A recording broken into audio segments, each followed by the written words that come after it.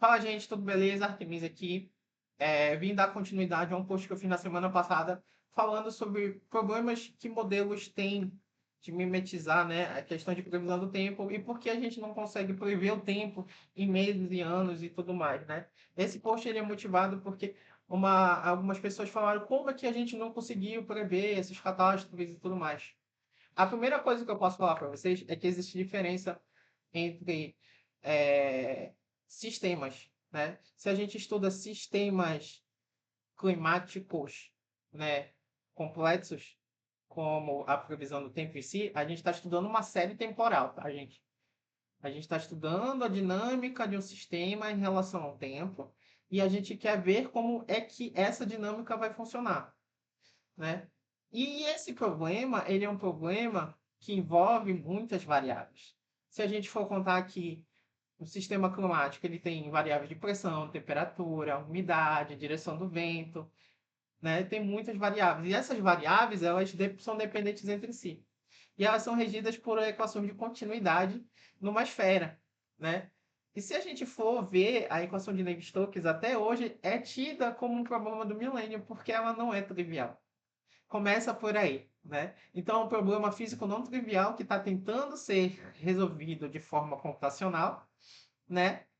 E a gente precisa criar modelos que cheguem próximos da resolução desse sistema, que é complexo, que é não linear. Esse sistema não linear, gente, eles funcionam da seguinte forma. A gente tem parâmetros iniciais que a gente chama de qualquer aqui, eu vou chamar de ABC, tá? Eu vou dizer que esses parâmetros iniciais, eles são igual a 1 para esse sistema que eu vou dar de exemplo aqui. E para 1, a gente tem uma reta, né? Mas se a gente altera um desses parâmetros iniciais, a gente já tem uma configuração muito diferente do que ocorre, né? Vamos alterar outro aqui. A gente já tem condições que se alteram bastante do que vão ocorrer em relação ao tempo. Então, problemas de dinâmica não linear, eles são presos aos parâmetros iniciais, eles precisam ser muito bem conhecidos, e a partir desses parâmetros iniciais e a modificação deles, a gente tem comportamentos no sistema que são muito diferentes entre si. E ainda tem uma questão.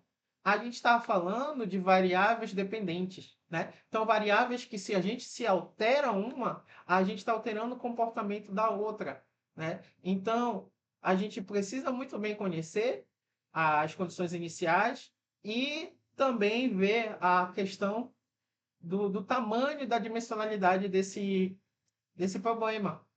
E quando a gente está falando do globo terrestre, a gente está acrescentando um problema dimensional muito grande. Então, basicamente, a gente tem esse primeiro problema, a dinâmica não linear. Qual é o segundo problema aqui? Não é nem tanto um problema. A questão computacional. Vamos pegar o modelo de machine learning, vamos para cá, tá? E os modelos, eu vou chamar de computação tradicional e computação de machine learning, né? Computação ML. A computação tradicional, a gente tem dados iniciais, né? A gente tem dados iniciais. A gente tem, né, séries matemáticas, né, que são as nossas transformações, que são as nossas equações, que a gente dá para o sistema, que a gente projeta para o sistema, que são os nossos algoritmos, né? E a partir disso, a gente tem o quê? Um output, né? A gente tem os dados de saída. A gente tem os nossos dados de saída. A partir desses modelos, né, que a gente idealiza, a gente consegue ter dados de saída. O que é que a computação, através de machine learning, ela faz? Ela inverte isso, né? A gente tem os dados de entrada, os dados iniciais, a gente tem já dados de saída, né? Possivelmente criados através desses modelos mais antigos, feitos por pessoas, né? E a partir disso, né? A partir disso, a gente quer encontrar o quê? Um sistema de resolução, né? Ou seja, a gente quer encontrar equações que se adequem e que consigam responder matematicamente o que está ocorrendo. Ou seja, a partir disso, né, de dados iniciais e dados de saída, né? Dados de saída, até coloquei errado aqui, a gente cria equações, ou seja, modelos que possam prever o que vai ocorrer no sistema. É isso que a machine learning faz, basicamente, de forma muito simplificada. E a gente tem vários modelos para fazer isso, de diversas formas possíveis, classificação, regressão, né, árvore de decisão, CNN, RNN e por aí vai, né? Então a gente tem diversas formas de fazer isso. Para a gente fazer isso, a gente precisa de dados, né? Então, a gente tem uma variedade de dados muito grande hoje em dia, mas a gente volta para o problema inicial.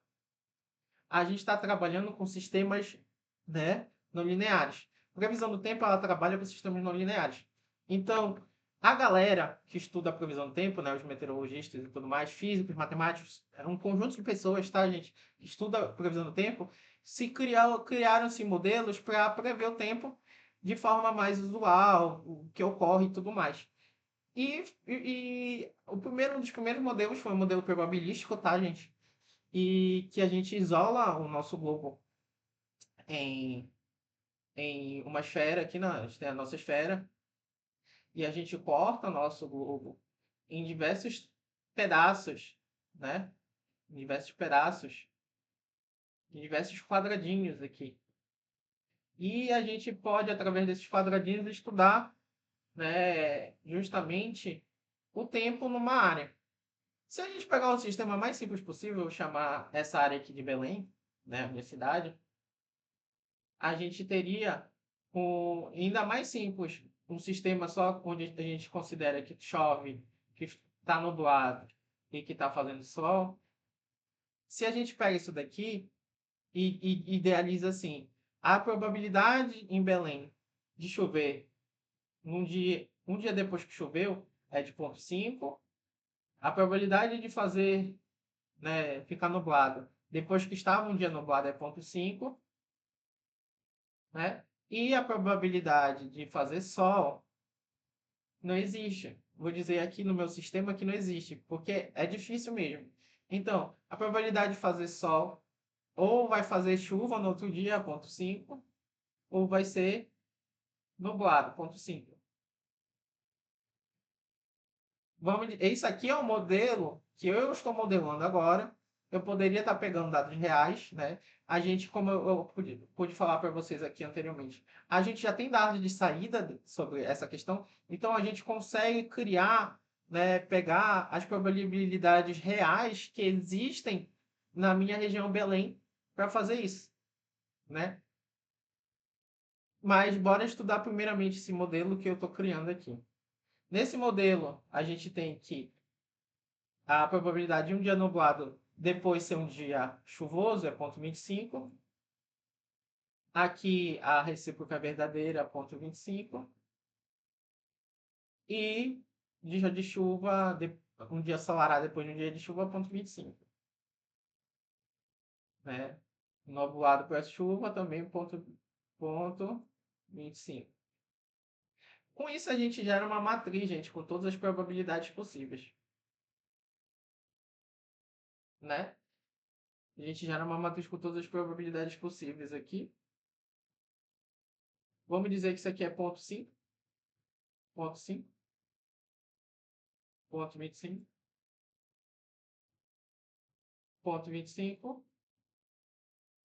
0,25. 0,25. 0,25. 0,5. 0,5. A gente tem a nossa matriz de probabilidade do dia do amanhã, né? E a gente quer justamente a nossa equação que determina o tempo, como vai estar, né, amanhã. Isso aqui vai ser uma multiplicação entre matrizes entre a matriz A e o quê? Justamente o quê?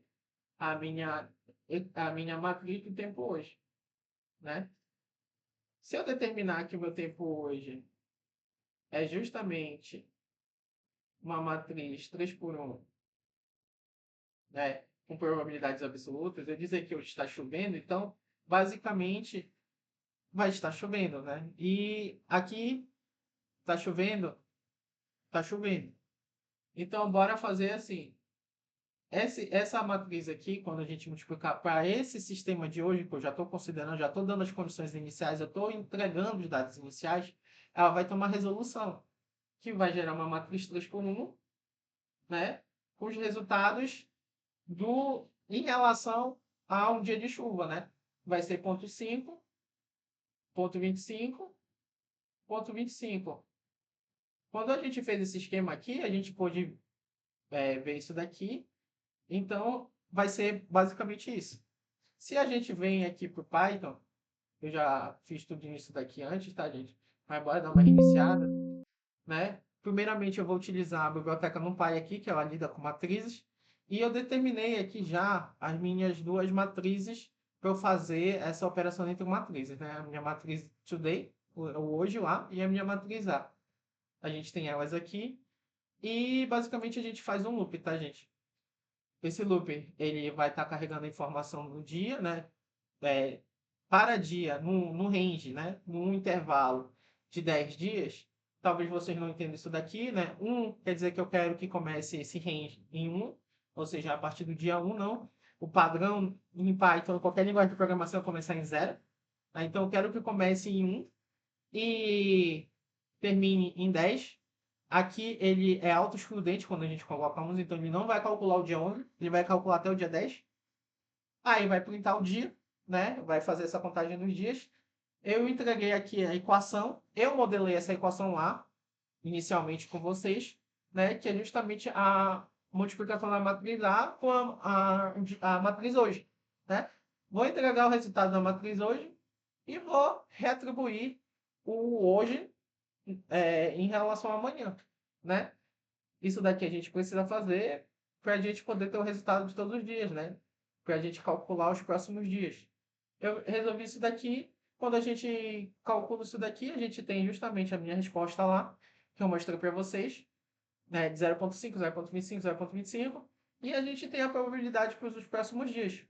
Mas se a gente for passando o tempo, a gente vê que nos últimos dias a probabilidade está convergindo para o resultado original, né? Então está tendo assim de forma uma convergência para o resultado que é inicialmente proposto. Então a gente não consegue ter previsibilidade nesse modelo simples que a gente criou para prever vários dias. A gente tem uma previsibilidade de 3 dias, tá?